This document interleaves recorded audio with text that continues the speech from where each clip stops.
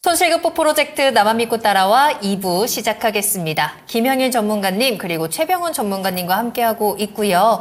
2부에도 종목 진단 빠르고 정확하게 달려가 보도록 하겠습니다. 믿고 따라오시면 확실한 수익의 길 저희가 만들어 드릴 테니까요. 토마토 증권통 유튜브 채팅창 지금 바로 들어오시고요. 종목명, 매수가, 비중 남겨주시면 되겠습니다. 네. 전화 상담 가능하니까요. 02-325-8200번, 325-8200번으로 전화 주시기 바랍니다. 게다가 2부에는 또 히든 카드까지 있으니까 그렇죠. 끝까지 시청해 주시기 바랍니다. 네. 자, 그러면은 주성 엔지니어링 좀 체크해 보겠습니다. 최근에 아주 폼이 좋고 우리 네. 시청자님께서도 수익이 나고 있어요. 좋습니다. 예, 32,100원에 사셔가지고 비중도 좋네요. 40% 들고 계셔가지고 지금 한 거의 25%에 가까운 수익을 내고 있는 상황입니다. 네. 아, 좋아요. 좋은 타이밍에 네. 사셨습니다. 이제 방송에서 좋게 얘기하길래 관심 가지고 계시다가 매수 타이밍 잡으셨고요. 그러셨구나. 그 이후로 좀 급등을 하는 모습이 나왔죠. 오늘도 워낙에 큰 상승세 보여주면서 14% 상승하면서 드디어 이제 4만 원까지 찍고 멈췄습니다. 네네. 계속해서 고점을 높여가는 주성 엔지니어링인데 여기에다가 이제 앞으로의 전망까지도 조금 긍정적이라고 하니까 내가 이 수익을 어디까지 가져가야 하는 건지 한번 보유 타이밍, 매도 타이밍 한번 잡아보도록 하겠습니다. 좋습니다. 자, 그럼 김영일 전문가부터 여쭤볼게요. 투자 의견 어떻게 가져가십니까? 보유입니다. 보유. 자, 최병훈 전문가께서는요? 네, 보유입니다. 좋습니다. 두 분 의견 같고요. 자, 김영일 전문가부터 들어보겠습니다. 뭐 어떻게 보면은 상승이 나오는 게 당연한 상황이라고 봐야 될 것 같아요. 당연하다. 네, 그러니까 주성 엔지니어링의 이제 사실 작년까지 해서 약점이 무엇이냐? SK 하이닉스에 너무 의존되어 있다. 네. 그런데 오히려 올해 같은 경우는 사실 그 부분이 강점이라고 강점, 봐야겠죠. 완전. 잘 되고 있으니까. 그렇죠. 네. 뭐 SK 하이닉스가 이제 지금 이 HBM의 세계적인 경쟁이 본격적으로 심화되는 구간입니다. 최근에 SK 하이닉스가 왜 올라왔냐? HBM3E가 양산되기 시작했으니까. 최근에 왜 떨어졌느냐? 마이크론에서 HBM3E 양산한다라고 하면서 경쟁이 될 거니까. 같은 내용이죠? 그렇죠. 그러면 이제 SK 하이닉스가 이제 이 경쟁이 조금 본격적으로 심화될 거니까 투자에 대한 부분은 어떻게 진행을 하겠느냐라고 하면 당연히 더 투자를 할 수밖에 없겠죠. 그러면서 경쟁사가 이제 마이크론밖에 없느냐. 삼성전자도 지금 뒤에서 바짝 따라오고 있거든요. 삼성전자가 특히나 자존심을 아마 많이 죽였을 겁니다. 왜냐면은 이 전통의 강자잖아요, 사실. 네. 부동의 1인데 최근에 HBM 시장에서 SK 하이닉스에게 한 수 내줬다라는 평가를 많이 받고 있는 상황이라서 최근에 이제 뭐 HBM뿐만 아니라 뭐 CXL이라든지 뉴로모픽 이러한 쪽으로도 지금 계속해서 성장하려고 하고 신기술을 또 도입을 하고 이러한 것들이 결국에는 삼성전자가 HBM 쪽으로 자존심을 너무 많이 구겼기 때문에 지금 이제 신성장 영역들을 계속해서 만들어 나가는 것이다라고 생각을 하고 있거든요. 그러면 주성 엔지니어링도 당연하게 수혜를 볼 수밖에 없겠죠. SK 하이닉스는 HBM 쪽으로 지금 현재 선두 자리를 좀 달려가고 있으니까 당연히 그 격차를 벌려야 될 겁니다. 그런데 네로라 하는 기업들이 지금 옆에서 치고 올라오고 있고 뒤에서 지금 바짝 쫓고 있고 이러다 있다 보니까 당연하게도 HBM에 대한 캐파는 계속해서 확장이 될 수밖에 없고 그러면서 HBM에 대한 캐파가 확장이 된다라고 했을 때 주성 엔지니어링 또한 자연스럽게 수혜를 볼 수밖에 없는 그런 환경이라고 보시면 될 것 같아요. 그러면서 이미 또 이제 기업적으로 작년에 너무 SK 하이닉스 향으로 또 매출이 쏠려 있다 보니까 좀 다변화하자라고 해서 또 이미 그러한 노력들이 어느 정도 진행이 되고 있는 상황이거든요. 그래서 주성 엔지니어링 같은 경우에는 어떻게 보면 사실상 지금 올라올 수밖에 없는 상황이고 HBM이 반도체 쪽에서는 지금 확실하게 성장 키워드에 속해 있기 때문에 어떻게 보면 또 계속해서 올해 내내 지켜봐야 되는 종목군들이다라고 생각을 하고 있습니다. 어제 오늘에서 반도체 종목들 중에 가장 잘 올라온 종목들 무엇이냐라고 하면 결국에는 HBM 쪽이거든요. 그렇기 때문에 HBM 향 관련된 이러한 종목들은 계속해서 지켜봐야 된다라고 생각을 하고 있고 그거는 주성 엔지니어링도 결국에는 마찬가지다라고 생각을 해주시면 될 것 같아요. 다만 이제 제가 이 신고가에 있는 종목들은 항상 조금 조심해야 된다. 이 부분을 조금 이제 말씀을 드렸었죠. 오늘 상승이 나오면서 아마 이 신고가 부분을 또 뚫어주면서 역사적인 신고가를 또 달성을 했습니다. 옛날에 이 상장 초기, 그러니까 한 2000년, 20년도 더 전에 요때 이제 올라갔었던 단가를 다시 한번 또 위협을 하는, 그러니까 20년 만에 신고가가 지금 달성이 된 거예요. 그래서 사실상 역사적인 신고가라고 봐야 될 것 같고, 그러면은 제가 항상 말씀드리는 부분이 누구나 수익 중인 구간이 됐다. 이 부분을 또 말씀을 드렸습니다. 그렇기 때문에 이제부터 저는 조금 어느 정도 차익 실현을 조금씩 분할로 진행을 하시되 다만 추가적인 상승은 분명하게 나올 것이다라는 점. 추가적인 상승이 분명하게 나오면서 연속적으로 이제 또 확대를 해 나갈 거고 HBM에 대한 키워드 또한 시장에서 워낙에 강력한 상황이기 때문에 주성 엔지니어링은 긍정적으로 봐야 될 것 같습니다. 그렇기 때문에 보유 관점 안내 드리면서 수익 극대화 노려보자 안내 드릴 수 있을 것 같습니다. 뭐 손절가는 따로 안 잡아도 돼요.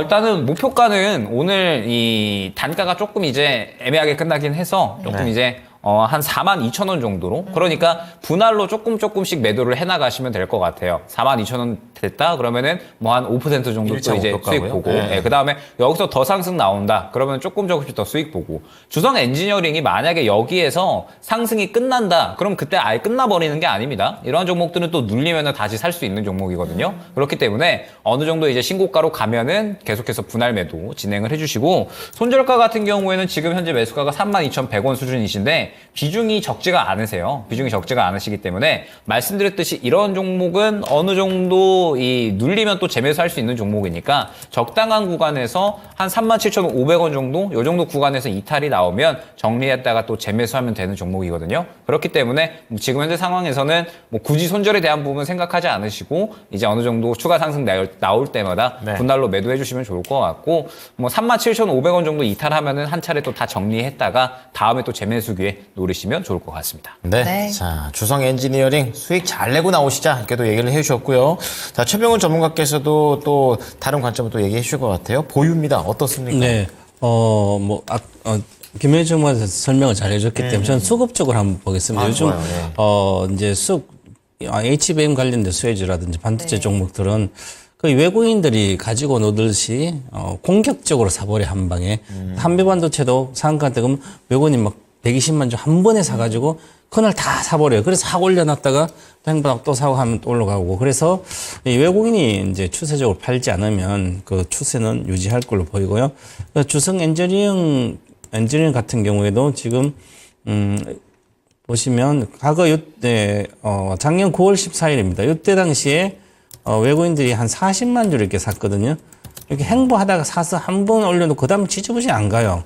그러다가 9월 14일 안 가다가 여기부터 10월 말부터 지금 11월 15일까지 여기 다시 올랐죠. 돌파하고 또 살짝 수급 들어오고. 또 돌파하고 그다음 또 안 사니까 안 간 거예요.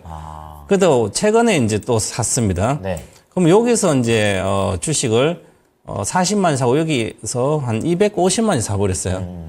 그 지금 순매수가 한 280만 주가 외국인이 됐는데 작년도 9월 달부터 시작해서 보니까 한 전체적으로 280만 주를 샀더라고요. 네. 그리고 최근에 오늘도 이렇게 거래가 폭발했거든요. 거래가 폭발하면서 폭발할 때 늘 외국인이 산 겁니다. 그럼 외국인이 오늘 같은 경우도 보면 83만 주, 어제 11만 주. 그러면 지금 한 100만 주 샀거든요.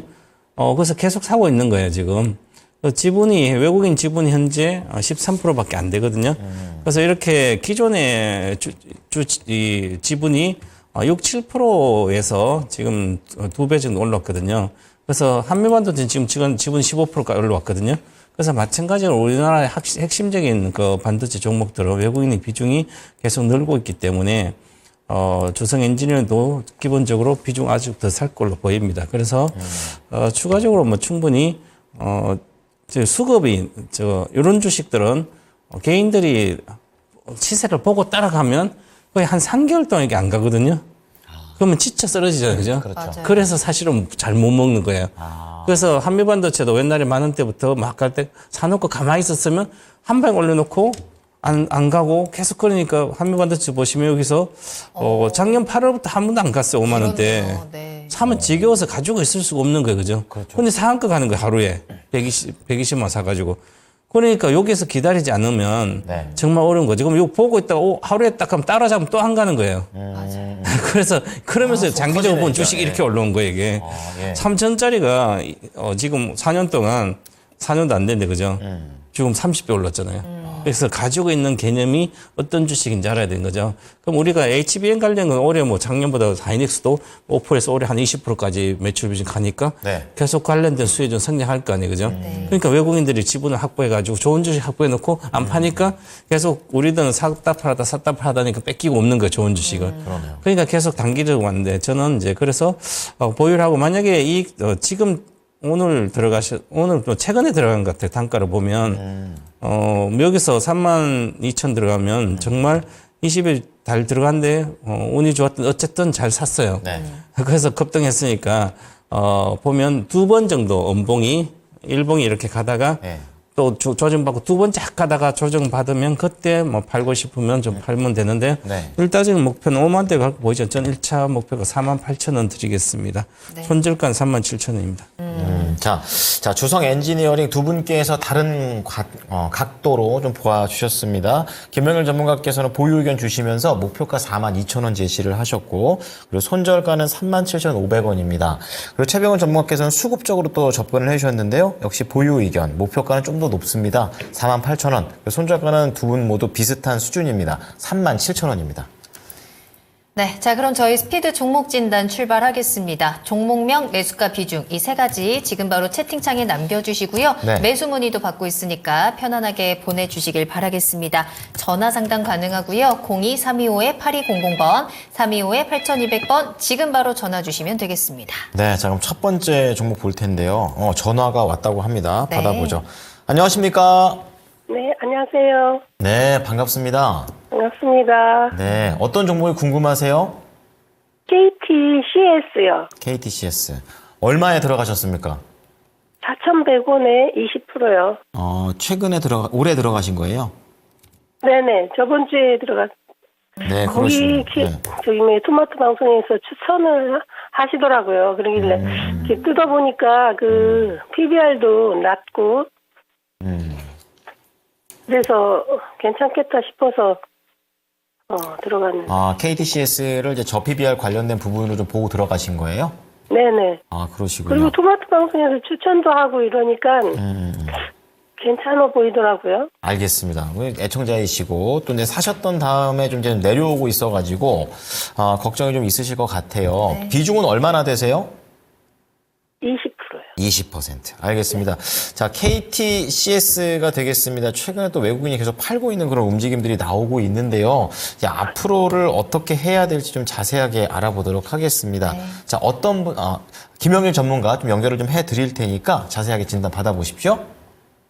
네, 실장님 안녕하세요. 선생님 안녕하세요. 네, 일단 KTCS에 대해서 말씀 한번 드려볼 테니까 참고하시고 대응 전략 끌어나가 보시면 될 것 같습니다.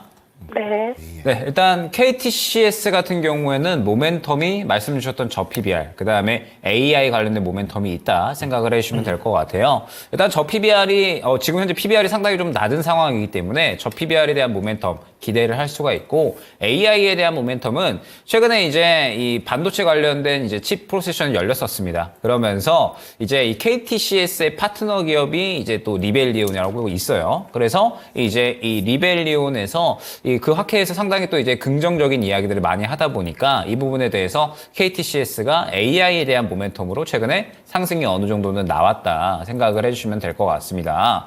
그런데 KTCS 같은 경우에는 지금 현재의 단가를 봤을 때 상승하기가 쉽지는 않겠구나라고 저는 생각을 하고 있거든요. 왜 그러냐라고 하면 지금 현재 4,000원 초반대에 이 형성되어 있는 매물대가 너무너무 두터워요. 지금 1차적으로 이 구간에 형성이 되어 있고요. 2차적으로 이 구간에 형성이 되어 있고 3차적으로 이 구간에 형성이 되어 있습니다. 그래서 굉장히 상승이 어렵겠다라고 저는 생각을 하고 있고, 이 구간을 뚫어주려면 정말 좋은 이슈가 필요할 텐데, 지금 현재 AI 관련된 모멘텀은 시장에서 사실 관련된 종목들, 뭐 KTCS뿐만 아니라 뭐 마음 AI나 혹은 뭐 솔트룩스 이러한 이제 종목들 굉장히 많이 있잖아요. 아마 AI 관련된 모멘텀은 분명하게 시장에서 한 차례 정도는 반응이 나올 겁니다. 성장에 대한 키워드는 확실하게 가져가고 있고, 또 흑자 전환되는 종목들이 또 하나 둘씩 있거든요. 그래서 AI 관련된 모멘텀은 시장에서 나올 것이다라고 생각을 하고 있는데, 일단 KTCS 같은 경우에는 지금 최근의 움직임을 봤을 때 무언가 힘을 좀 모아간다라는 생각보다는 매물 구간에 부딪히면서 계속해서 물량을 뱉어낸다라는 생각이 강하게 들거든요.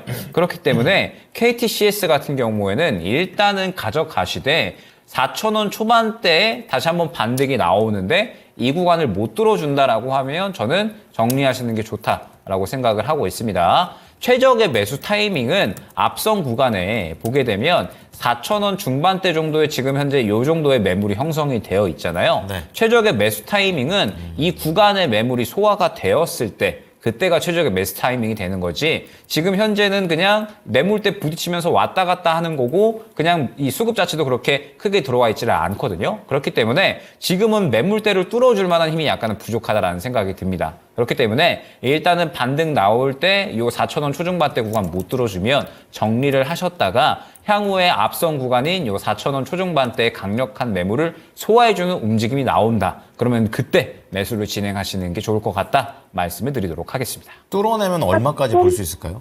뚫어내면은 5,000원까지 볼 수 있을 것 같아요. 네. 네, 궁금한 거 있으면 더 질문하십시오. 예.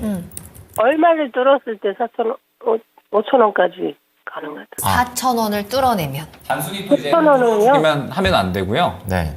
앞선 구간 확실하게 이 강력한 수급 매물대가 있잖아요. 요 구간을 적어도 이 정도로는 거래량 들어와 주면서 삼켜줘야 됩니다. 그래야지 그때부터 상승이 나올 수가 있는 거니까 일단은 4,000원 초중반대 그냥 단가가 뚫어줬네 이렇게 그냥 생각을 하지 마시고 확실하게 강력한 수급이 동반될 때 그때가 이제 타이밍이 되는 거지 만약에 수급이 동반되지 않고 그냥 반등만 나온다 그러면은 이제 말 그대로 저 PBR에 대한 그냥 이 저가 매수세 그 정도로만 해석이 될 수 있을 것 같거든요. 그렇기 때문에 수급을 꼭 같이 보셔야 된다라는 점 안내드릴 수 있을 것 같습니다. 네, 시청자님, 이 종목은 수익을 내기보다는 약간 이제 손실을 최대한 줄여서 나오셨으면 좋겠다라고 말씀하신 게 김영일 전문가 의견이시고요.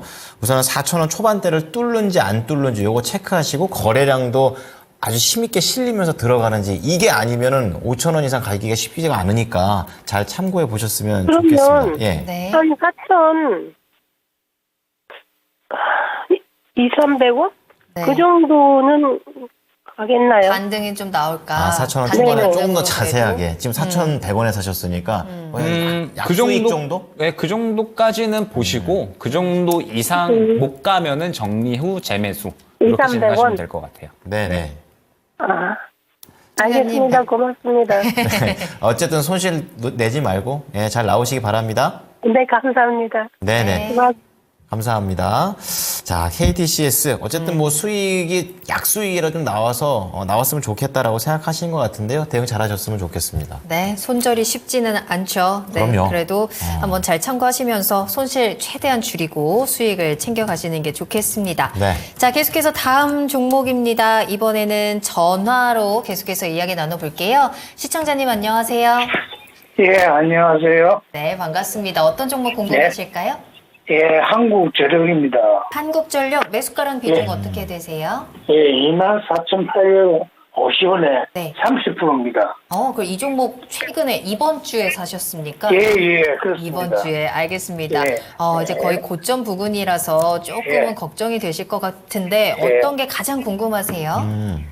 지금 저기 이야기를 들어보니 실적이 아주 좋다고 맞아요. 예, 그러고 앞으로 전망이 상당히 좋다 해서 내가 이거 높은 가격에 들어갔거든요. 네네. 그래서 집이 과연 그렇게 실행이 되는가 어쩌는가 궁금하고 그래서 그래서 알겠습니다. 좀 자세한 설명을 부탁드리겠습니다. 알겠습니다. 한국전력 예. 실적에 대한 기대감이 좋아서 주가도 잘 올라가고 있는데요. 전망과 함께 가격 전략 체크하고요. 이 종목이 또 우리 최병훈 전문가님이 목표가 도달하셨던 아, 히든카드 종목인 좋습니다. 만큼 네. 전문가님께 예. 조금 더 자세하게 들어보시기 바라겠습니다. 예. 연결해 드릴게요. 예, 알겠습니다. 네. 네, 안녕하십니까 시청자님. 예, 안녕하십니까. 수고 많으십니다. 좀 늦게 사셨네요. 최근에 사셨죠? 예, 예, 가게 산 게 아니라 그죠? 그러면 요게 실적이 이제 좋아진 올해 한 영업이익 기준으로 보면 계속 적자나다가 수년 동안 올해 한 뭐 9조에서 한 7조가 이렇게 나올 걸로 보여요. 예, 예. 과거에 이제 이 한국전력이 2012년부터 쭉 이제 13년도 부터 시작해서 좋을 때 이제 그때 유가가 많이 빠졌을 때 한 12조 막 영업이 이렇게 나왔었거든요. 그때 주가가 한 4, 5만 원대 갔었어요. 근데 아직까지는 그거에 한 그 정도는 안 나올 걸 보여서 기본적으로 한 3만 원대, 지난번에 제가 여기 하면서 목표가를 3만 1,000원으로 일단 목표가를 높여놨거든요. 원래는 이제 목표가 2만 4천 정도 이렇게 내외인데 주식을 이제 실적을 미리 좋아진다면 내용주들은 그냥 많이 쌀 때 그때 사놓고 뭐 한 1년 기다리는 데 생각하면 수익이 많이 나요. 그래서 좀 지금은 높은 가격에 샀기 때문에 좀 잠깐 뭐 평가손이 나올 수 있더라도 기본적으로 추세가 나오는 상태입니다. 월봉도 이제 거래가 실리고 있어서 기본적으로 제가 보기에 한 2만 1,000원 이상을 한 2달 정도 이상의 유지를 한다면 올해는 팔아먹지 말고 갖고 있으면 16,000원이니까 3만 원대는 기본이고요. 더 이상 가서 한 38,000원, 뭐 4만 원대로 갈 수도 있을 걸로 보여요. 이제 업황 이제 유가라 이런 거 같이 봐야 되는데 한국전력이 드디어 이제 가장 좋은 시점이다. 제가 이제 한국전력을 저는 추천할 때는 과거에 이제 2만 여기서 해서 더블 4만 원대 간다고 그랬고요. 그 다음에 잠깐 2020년도 한 달 잠깐만 20% 먹고 나고, 그 다음 최근에 이제 작년 11월 추천했는데, 적자가 나는 회사들은 안 되지만 흑자가 계속 나고 내년에도 흑자가 더 확대된다면 지금부터는 팔 필요가 없다. 오히려 내려가면 더 사야 된다. 그래서 저는 24,000원대 샀으니까 오히려 21,000원대 유지가 되면 나중에 보고 추가 매수해도 괜찮다. 그 정도로 좋기 때문에 고민하지 말고 그냥 가만히 갖고 있어서 31,000원 목표가 드리겠습니다. 보유하시기 바라겠습니다. 네, 시청자님 잘 매수하셨다고 하네요. 추세도 살아있고 전망도 좋기 때문에 21,000원이 깨지지만 않는다면 쭉 가져가시면서 31,000원까지 일단 수익을 챙겨가셔도 좋을 것 같습니다. 도움이 좀 되셨을까요? 예, 감사합니다. 수고하세요. 네, 미리 예. 축하드리고요. 감사합니다. 예. 네, 한국전력 진단 도와드렸습니다. 네, 이렇게 진단 받으시면은 이제 힘이 다시 좀 돌아오시는 것 맞아요. 같아요. 예, 어쨌든 좋은 진단이 됐든 아주 약간 좀 듣기에 좀 쓴 진단이 됐든 무조건 도움이 되니까 연락 주시기 바랍니다. 네. 자, 이번에는 유튜브에서 동백꽃 피는 날. 귀한 날이 되는 것 같은데. 이 종목 진짜 오랜만에 보는 것 같아요. 검은 사막 만든 회사죠. 펄어비스입니다. 네. 게임주 64,630원. 이제 너무 많이 내려왔네요. 예. 오늘 좀 오르긴 했습니다만 아직 목표가 가려면은 많이 좀 힘들죠. 예, 네. 10% 들고 계시는데 오히려 낮으니까 또 역시나 추가 매수를 보려 하고 계십니다.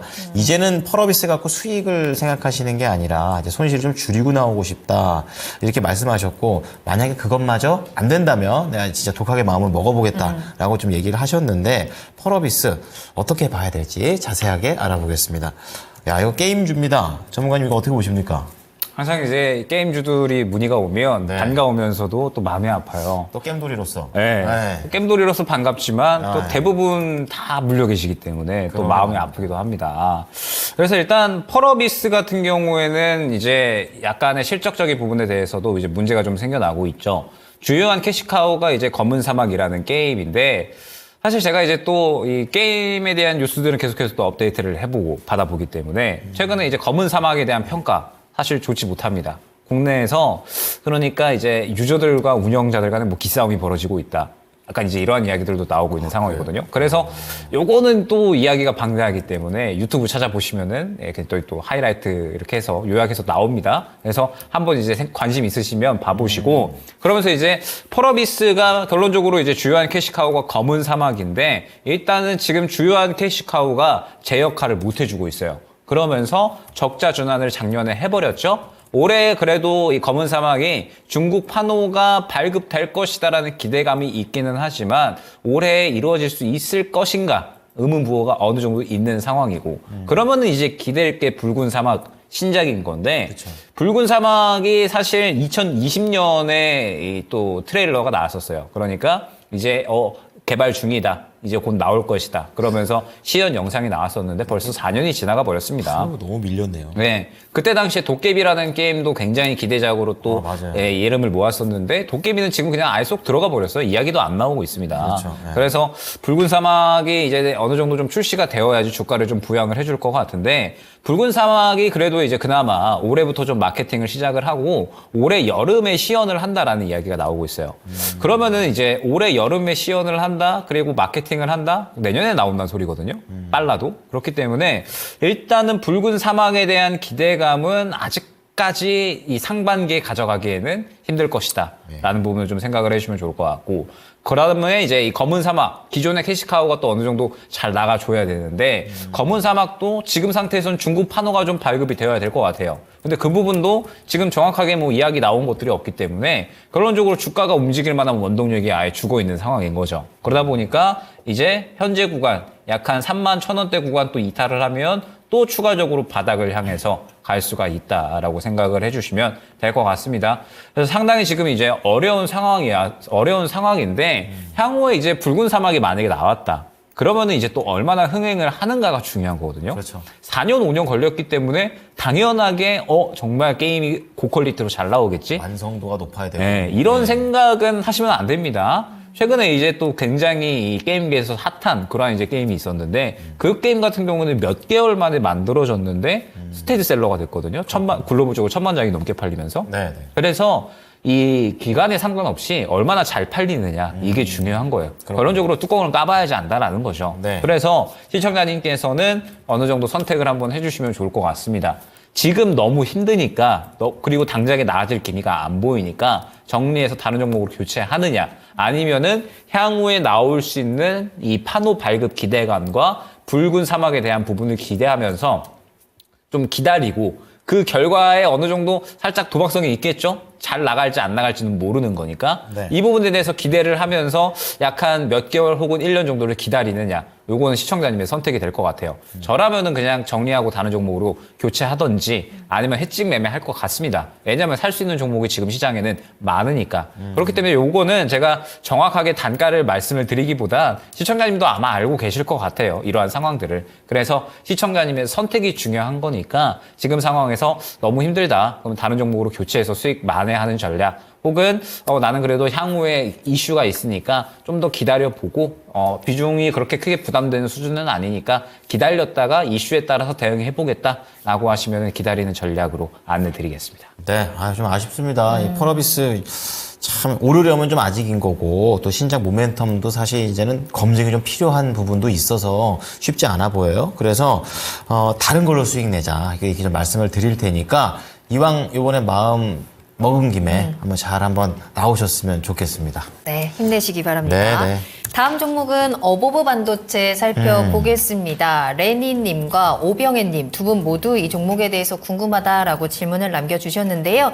레니님은 19,400원에 20% 가지고 계시고요. 유상증자에 대한 또 걱정을 가지고 계시더라고요. 유상증자 오늘 결정된 것 같은데 내일 시초가에 매도해야 할지 고민됩니다. 유증 참여 못할 것 같은데 대응 어떻게 할까요? 라면서 질문 보내주셨거든요. 일단 어보브 반도체가 실적이 좀 적자로 전환이 되면서 좀 주가도 급락을 하는 모습이었고 윈팩이 550억 원 정도의 유상증자를 발표를 했습니다. 어보브 반도체가 이제 최대 주주인 만큼 이 부분이 조금 영향을 미치지는 않을까 걱정도 하시는 것 같은데요. 최병훈 전문가님, 어보브 반도체는 어떻게 대응을 하면 좋을까요? 일단 종속회사에 돈이 들어가야 되니까 네. 거의 대다수 들어가야 됩니다. 그래서 충분히 할 수 있어서 괜찮긴 괜찮지만 이 자체 그거 없더라도 이미 아마 그저께 사신 것 같아요. 19,000원대니까. 이미 주식이 끝난 주식을 사가지고 그렇습니다.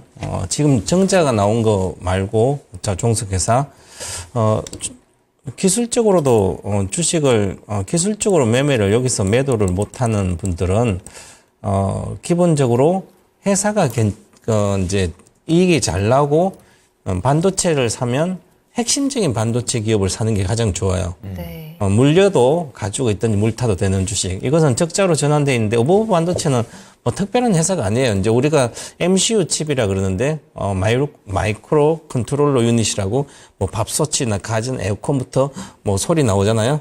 뭐 보온됐습니다부터 시작해서 에어컨에 가면 또 여러 중앙 컨트롤러예요. 아주 싸요 그거. 비싼 것 같아요. 예. 칩 자체도 마진도 적고 그리고 뭐 여러 가지 중국도 들어오고 하지만 기술력도 별로 뭐 높은 건 아니에요. 앞으로 우리가 이제 온 디바이스 해가지고 뭐 온 디바이스 뭐 디바이스에 여러 가지 에어 반도체 들어가는 거 정말 핵심적인 뭐 비서기능 이런 건 모르지만 이런 것은 그냥 컨트롤러기 때문에 특별한 게 아니거든요. 그래서 가전이 잘 안 팔리면 적자가 나는 거예요. 네. 그래서 지금 적자로 전환된 게 작년 가전이 안 팔리잖아요. 그래서 가전이 잘 팔렸을 때도 뭐 176억 이익밖에 안 나는 회사인데 지금 시가총액 보면 3천억대 그죠? 그래서 저는 다시 제자리로 내려간다 이런 주식들은 이제는 차별적으로 좋은 정말 괜찮은 기업들 계속 성장한 기업과 아닌 기업들의 차이는 기술력 차이 그다음에 성장 못하고 있는 차이는 분명히 주가로서 반영될 거다 보고 저는 내일 전략 매도 의견을 드리겠습니다. 네. 고민할 필요 없습니다. 만약에 네. 악재가 나왔으면 그냥 팔면 돼요. 알겠습니다. 어버버 반도체 크게 고민하지 마시고요. 내일장에서 매도 한번 도전해 보시길 바라겠습니다. 네. 자, 다음은요, 종목 중에서 요즘 큰 종목 보겠습니다. 네. 포스코 홀딩스, 다코드님의 종목이 되겠는데요. 486,100원입니다. 비중은 10%. 자, 어쨌든 지금 현재 손실 구간에 접어들어 있는 그런 상황이 되겠습니다. 사신 이후에 한번 좀 바닥 한번 갔다가 살짝 올라오나 싶더니 다시 좀 힘이 좀 빠지고 있는 그런 상황입니다. 저희 2차전지 이쪽 보고 있으면은 나의 믿음을 뭔가 항상 테스트 받고 있는 그런 느낌을 받게 돼요. 자, 포스코 홀딩스와 관련해가지고 계속 가져가도 되는 건지, 뭐, 이런 분들께서는 또 중장기도 생각하고 계시니까 어떤 전략이 좋을까요, 전문가님? 저는 이 2차 전지에 대해서는 항상 스탠스가 똑같아요. 타이밍이 올 때 매수하자. 이런 스탠스거든요. 그래서 뭐 제가 최근에 안내드렸었던 종목들이 뭐 LNF 같은 이런 종목들도 예전에 한번 추천을 드렸었고 그다음에 최근에 뭐 캠트로스나 뭐 미래 나노텍이라든지 2차전지 장비 쪽, 소재 쪽 뭐 이런 종목들도 탑머티리얼 이런 종목들도 많이 추천을 드렸던 것 같습니다. 그러면 그 종목들을 왜 추천을 드렸느냐? 타이밍이 왔기 때문에 추천을 드린 거죠. 매수할 만한 수급들, 타이밍, 매물 소화하는 이러한 움직임들이 다 나와줬고 올라갈 만한 그립이 나와줬기 때문에 추천을 드린 겁니다. 그럼 제가 왜 포스코 그룹주나 에코프로 그룹주들은 최근에 아예 말씀을 안 드리고 있느냐? 아직까지 타이밍이 안 있기 때문에 그렇다. 말씀을 드릴 수가 있을 것 같아요. 예전에 제가 포스코 홀딩스를 항상 이제 또 말씀을 많이 드리지만 이때에는 제가 지금 신의 한수 이전에 미스터 마켓 때 요때 이제 이 포스코 홀딩스를 가지고 나와서 올라갈 거니까 매수하셔도 된다. 라고 말씀을 드렸었어요. 그런데 최근의 흐름들은 매물대가 너무 두터우니까 적어도 이 매물대 소화해주는 움직임이 나오고 나서 신규 매수를 해주셔야 되는 거고 보유자분들은 추가 매수를 하신다면 이 매물대 소화해주는 움직임이 나오고 타이밍이 왔을 때 추가 매수를 해주셔야 된다라는 부분을 정말 여러 번 말씀을 드렸거든요. 최근에 뭐 저희 전략 포인트 오전에 나와서도 이제 뭐 이러한 부분들 많이 말씀을 드렸던 것 같습니다. 결론적으로 지금도 그대로 단기 매물 구간 맞고 다시 떨어지고 있는 구간인 거예요. 물론 지금 포스코홀딩스가 PBR도 워낙에 낮고 그 다음에 바닥에 대한 지금 이 어느 정도 강력한 지지 라인도 형성을 한 것 같아요. 그래서 큰 하락이 안 나오겠지만 지금 상황에서 결론적으로는 올라와 주려면은 이 구간의 매물을 소화해주는 움직임이 나와 주어야 되는데 아직까지 수급적인 특이점이 나타나고 있지를 않습니다. 그러면 힘이 안 들어오고 있다. 매물대를 소화해줄 만큼 힘이 안 들어오고 있다라는 거니까 결론적으로는 지금 계속해서 그냥 매물대 도달할 때마다 떨어지고 있는 거거든요. 그러면 지금 현재 상태에서 가장 강력한 매물 구간은 어디냐? 딱 매수가 부근이세요. 지금 딱 매수가 부근에 48만 원 부근 보게 되면 예전에 올라갔었을 때 최근에 올라갔었던 구간 모두 다 48만 원 구간에 굉장히 강력한 매물 구간이 형성이 되어 있습니다. 이 구간을 정말 제대로 소화를 해줘야지 그때부터 다시 한번 50만 원대까지 올라갈 수 있는 거고 50만 원대에서도 2차 매물대가 굉장히 강력하거든요. 그래서 이 구간 또한 소화를 해야지 올라갈 수가 있는 겁니다. 근데 제가 2차전지는 항상 말씀을 드리는데 이제는 지수와 무관하지 않은 종목이거든요. 작년 같은 경우에는 덩치가 엄청나게 크지는 않았기 때문에 굉장히 이제 매물대가 없었고 그래서 수급 밀어줄 때마다 상승이 크게 나왔다라고 한다면 지금은 매물대도 너무 두텁게 생겨났고 덩치도 커졌기 때문에 지수와 무관하지가 않은 종목이에요. 그런데 시장은 지금 단기 고점에서 왔다 갔다 하는 그러한 구간이기 때문에 지수가 또 같이 올라가주는 환경 또한 만들어줘야 됩니다. 그러면 이제 PCE 지표, CPI 지표, PPI 지표, FOMC까지 다 잘 나와줘야 되는 거예요. 그러니까 2차 전지는 지금 고려해야 될 상황이 너무나도 많은 거예요. 수급 봐야 되지, 매물대 봐야 되지, 다가오는 일정 봐야 되지, 지수 봐야 되지.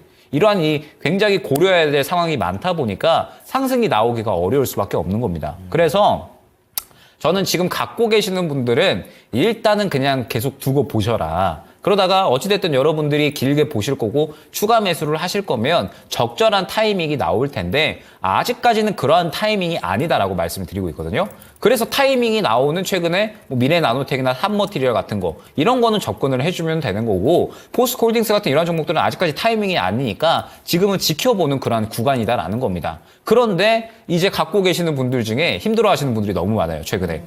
너무 길어진다, 질린다, 너무 지루하다. 이렇게 생각하시는 분들은 단기 이 상승 나왔을 때 정리하셔도 무방해요. 왜? 나중에 결국에 또 상승 나오게 되면은 타이밍이 올 거고 재매수 구간 나올 거잖아요. 지금은 물량 들어가기 전까지 계속 왔다 갔다 할 겁니다. 그러다가 한 차례 소화해주는 움직임 나오면 그때 매수를 해주면 되는 건데 지금 저는 굳이 미리 사서 기다릴 필요는 없다라고 생각을 하거든요. 그래서 나는 그냥 아예 장투로 본 거고 물량 꾸준히 모아갈 거야. 그러면 들고 가셨다가 물량 들어갈 때 그냥 비중 확대하시면 됩니다. 그런데 나는 너무 지루해. 너무 들고 가기 싫어. 지금 너무 바닥에서 왔다 갔다만 하는 것 같아.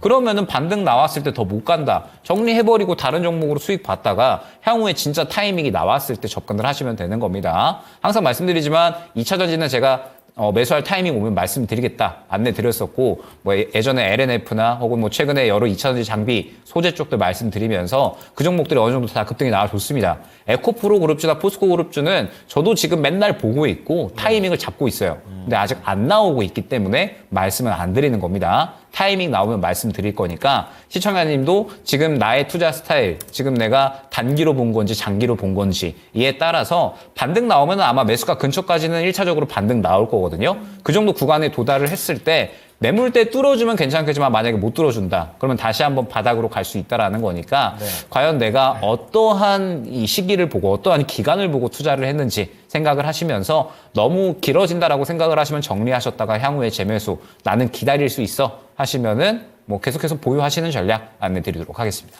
네, 목표가 이꼴 매수가가 되겠습니다. 그렇기 때문에 더 가져가도 되고 멈춰도 되는 그런 상황입니다. 잘 선택을 하셔가지고 잘 나오셨으면 좋겠습니다.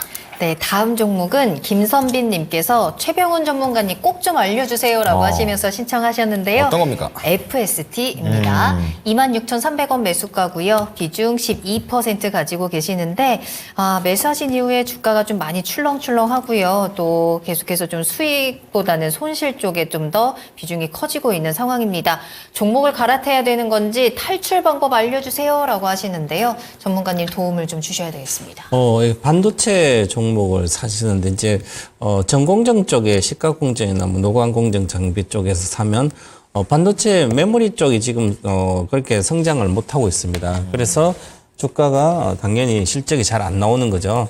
그래서 이제 반도체 전공정, 후공정에 어떤 장비고 어디에 쓰이고 시가공정인지 노광공정 여러 가지 각종 패키징인지 이렇게 지금은 가장 HBM과는 다 HBM은 이제 반도체 메모리를 쌓아서 하는 거거든요. 지금 그래서 쌓아서 하는 거기 때문에 패키징 하는 거죠. 그 기술이니까 그 종목들이 핵심인 겁니다. 그래서 예를 들어서 한미반도체 같은 계속 실적이 올해부터 보면 본격적으로 확 늘어나니까 주식이 미리 반영하는 거고요. 그럼 FST도 이렇게 전체 메모리 반도체 여기 온도 조절 장비라든지 펠리클 쪽이니까 전체 이쪽이 좋아지려면 디램 많이 생산해야 되는 거죠. 그래서 디램은 지금 수요가 그렇게 늘어나기 않기 때문에 시간이 걸린다는 겁니다. 그래서 경기가 좋아지면 다시 좋아지기 때문에 지금 최근 들어서 이렇게 보면 좀 꿈틀거려 거래가 좀 실리고 있거든요. 그러면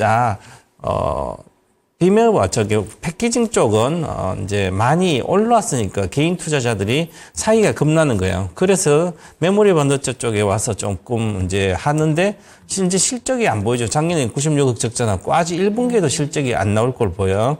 그래서 1분기는 최소한 끝나야 이제 시세가 전체 좋지 않을까 보여지고요. 경기가 확실히 좋아지고 우리도 살아나야 된다. 그러지 않고는 쉽지 않다 보고요. 그래서 항상 이제 우리가 거래가 이렇게 실렸을 때 주식 가다가 여기 거래 실려서 깨져버리면 이 저가를 깨버립니다. 주식은 일반적으로 깨졌잖아요.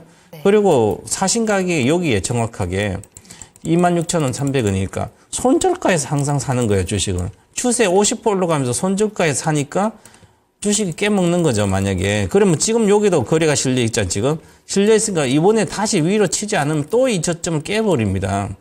그렇기 이번에는 뭐 안 깰 걸로 이미 보이는데 주봉 차트도 보면 기술적으로 지금 거래가 많이 실린 단가가 있습니다. 여기 단가. 거래가 이제 이렇게 많이 실렸기 때문에 지금 보시면 거래가 이렇게 많이 실리고 거래가 급등하면서 그럼 여기 정도를 깨지 않아야 되거든요. 기본적으로. 그 가격이 21,800원입니다. 그래서 21,800원 손저가를 보고 21,800원이 깨진다면 좀 18,000원까지 내려갈 수 있거든요. 그래서 다시 여기서 다음 주에 양봉이 좀 뜰 걸로 보이는데 양봉이 뜨면 이제 좀 더 나서 올라갈 걸로 보여요. 그래서 26,000 기본적으로 보면 26,200원 정도가 평균 가격이고요.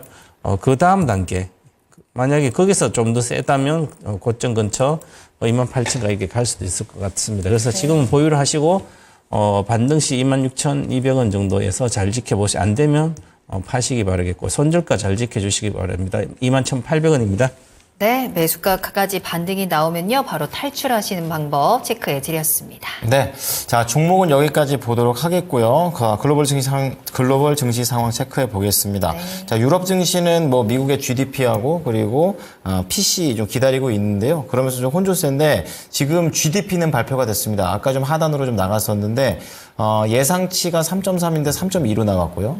약간 떨어졌고 그리고 전달이 4.2였던 것 같은데 거기에서 큰 서프라이즈 나왔었거든요. 네. 그래서 미국 경기가 굉장히 견조하다 이러다가 지금 또 이렇게 3%까지 확 내려와 버린 그런 상황입니다.